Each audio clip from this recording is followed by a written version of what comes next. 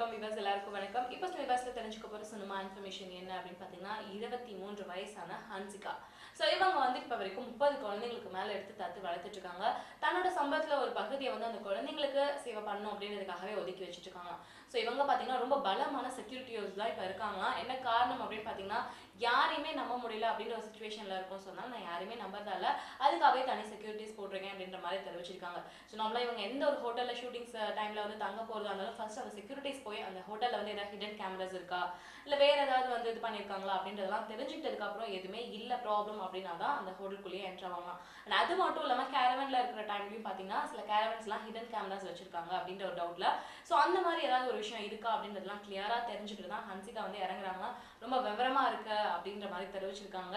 எல்லா நடிகளும் இவ்வளோ safe and செக்யூரா இருந்துட்டாங்கன்னா எந்த ஒரு பிரச்சனையும் அதிகரிச்சுட்டே இருக்காது அப்படின்னு நினைக்கலாம். அண்ட் இந்த மாதிரி சினிமா இன்ஃபர்மேஷன் நீங்க தொடர்ந்து அப்டேட்ல அப்பப்போ தெரிஞ்சுக்கணும் அப்படின்னா தமிழ்star.com தொடர்ந்து பாருங்க.